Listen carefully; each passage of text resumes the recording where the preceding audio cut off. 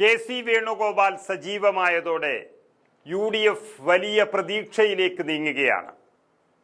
വേണുഗോപാലിന്റെ നേതൃത്വത്തിൽ തന്നെ കേരള കോൺഗ്രസിനെ എത്തിക്കാനുള്ള നീക്കങ്ങൾ ആദ്യം തുടങ്ങിക്കഴിഞ്ഞു.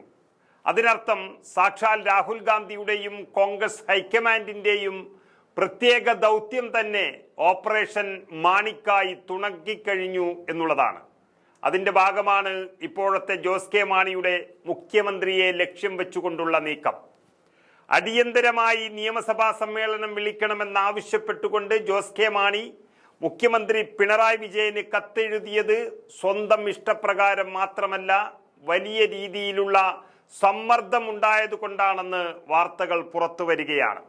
നമുക്കറിയാം, കോട്ടയം, ഇടുക്കി, എറണാകുളം, പത്തനംതിട്ട തുടങ്ങിയ ജില്ലകളിലെ മലയോര മേഖലയിലാണ് കൂടുതലായും കേരള കോൺഗ്രസിന് ആഴത്തിൽ ബന്ധമുള്ളത്. ഈ ഇടങ്ങളിൽ ഏറ്റവും പ്രശ്നമുണ്ടാക്കുന്ന വിഷയം വന്യജീവി ആക്രമണവും തെരുവുനായ ശല്യവുമൊക്കെയാണ്. അതുകൊണ്ട് മാത്രം ജോസ് കെ മാണി മുഖ്യമന്ത്രിക്കെതിരെ ആ വിഷയം തിരഞ്ഞെടുത്തു. എങ്കിലും ജോസ് കെ മാണിയുടെ വിഷയം അതുമാത്രമല്ല, തന്റെ പ്രവർത്തകർ ഒന്നടങ്കം UDFിലേക്ക് പോകാൻ തയ്യാറായി കഴിഞ്ഞിരിക്കുന്നു. ഭൂരിഭാഗം പേരും പോയി കഴിഞ്ഞു. അത് കഴിഞ്ഞ 2 തെരഞ്ഞെടുപ്പുകളിലായി കോട്ടയം ജില്ലയിൽ നമ്മൾ കാണുകയും ചെയ്തു.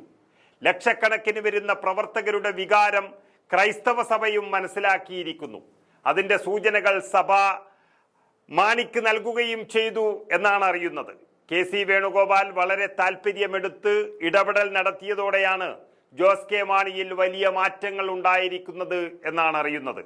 അതേതായാലും രാഹുൽ ഗാന്ധിയുടെ അറിവോടെ തന്നെയായിരിക്കും എന്നതിൽ സംശയമില്ല. ഇനി LDFിൽ നിൽക്കാനുള്ള ശക്തി മാണി ഗ്രൂപ്പിനില്ലെന്നും പ്രവർത്തകരെ മുഴുവൻ കോൺഗ്രസ് നേതൃത്വം അവരുടെ പാളയത്തിൽ എത്തിക്കുന്നുവെന്നും ജോസ് കെ മാണി മനസ്സിലാക്കി കഴിഞ്ഞിരിക്കുകയാണ്. വളരെ നിശബ്ദതയോടെയുള്ള നീക്കമാണ് കെ.സി. വേണുഗോപാലും ഹൈക്കമാൻഡും ആരംഭിച്ചിരിക്കുന്നത്. ക്രൈസ്തവ സഭയ്ക്ക് എന്നും താങ്ങും തണലുമായി നിന്ന പ്രസ്ഥാനമാണ് ഈ രാജ്യത്ത് കോൺഗ്രസ് എന്ന് പറയുന്നത്. അത് കേരളത്തിൽ മാത്രമല്ല, രാജ്യത്ത് ക്രൈസ്തവർ എവിടെയൊക്കെ പീഡനം നേരിടുന്നോ ആ എല്ലായിടത്തും സധൈര്യം മുന്നോട്ട് പോയവരാണ് കോൺഗ്രസും രാഹുൽ ഗാന്ധിയും. മണിപ്പൂരിൽ അത് തെളിയിച്ചതാണ്. അപ്പോഴൊക്കെ കൂടെ ഉണ്ടായിരുന്ന നേതാവാണ് കെ.സി. വേണുഗോപാൽ. അങ്ങനെ ഒരു ബന്ധം സഭയുമായി കാത്തു സൂക്ഷിക്കുന്ന കെ.സിയെ തള്ളി ഒരു തീരുമാനമെടുക്കാൻ കേരള കോൺഗ്രസിനാകില്ല. അതുകൊണ്ട് പ്രവർത്തകരുടെ ഇഷ്ടപ്രകാരം പോലെ തന്നെ UDFുമായി സഹകരിക്കാൻ ജോസ് കെ മാണി നീക്കങ്ങൾ ആരംഭിച്ചു എന്നാണ് വ്യക്തമാകുന്ന സൂചനകൾ. അതിനായി മുഖ്യമന്ത്രിയുമായി അകലം പാലിക്കുന്നതാണ് ആദ്യത്തെ അടവ്. അങ്ങനെ അകലം പാലിക്കുന്നതിന്റെ ഭാഗമായിട്ടാണ് പൊടുന്നനെ കേരള സർക്കാരിനെ പ്രതിസന്ധിയിലാക്കുന്ന തരത്തിൽ ജോസ് കെ മാണി മുഖ്യമന്ത്രിക്ക് കത്തെഴുതിയത്. അതും മുഖ്യമന്ത്രി ചികിത്സയിൽ ഇരിക്കുന്നു എന്നറിഞ്ഞുകൊണ്ട് തന്നെ. സ്വാഭാവികമായും പൊട്ടിത്തെറിക്കാൻ സാധ്യതയുള്ള പിണറായി വിജയനെ തന്നെയാണ് ജോസ് കെ മാണിക്കും കേരള കോൺഗ്രസിനും ഇനി ആവശ്യം. അതുമാത്രമല്ല, കേരളം മുഴുവൻ ആഞ്ഞടിച്ച കോട്ടയം മെഡിക്കൽ കോളേജിലെ മരണം നടന്ന വിഷയത്തിൽ ജോസ് കെ മാണി മിണ്ടാതിരുന്നതോടെ കോട്ടയത്തുകാർ വലിയ കലിപ്പിലാണ്. അതോടെ മുഖ്യന്റെ കൂടെ ഇനിയും നിന്നാൽ പണി കിട്ടും എന്ന് ജോസ് കെ മാണിക്ക് ഉറപ്പായി കഴിഞ്ഞു. KM മാണിയെ UDFിൽ നിന്നും പുറത്തു ചാടിക്കാൻ ശ്രമിച്ചു എന്ന് പറയുന്ന രമേശ് ചെന്നിത്തലയെയും VD സതീശനെയൊന്നും കാര്യമായി മുഖവിലക്കെടുക്കാതിരുന്ന ജോസ് കെ മാണിയും മറ്റു നേതാക്കളും കെ.സി. വേണുഗോപാൽ കളത്തിലിറങ്ങിയതോടെ സമ്മതം മൂളാൻ തയ്യാറായി കഴിഞ്ഞു എന്നാണ് അറിയുന്നത്.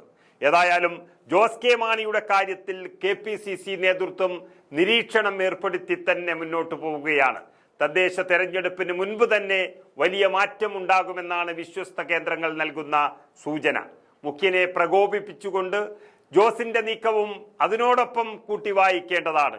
അതിനോടൊപ്പം തന്നെ RJDയും UDFിൽ എത്തുന്നതിനുള്ള നീക്കവും നടന്നു കഴിഞ്ഞുവെന്നും അത് ഏകദേശം ഉറപ്പായെന്നുമുള്ള വാർത്തകളാണ് പുറത്തു വരുന്നത്. ഏതായാലും കെ.സി. വേണുഗോപാൽ കേരളത്തിൽ ഇറങ്ങിക്കളിക്കാൻ തുടങ്ങിയതിനു ശേഷം UDFന് വലിയ മുന്നേറ്റമാണ് കാണുന്നത്.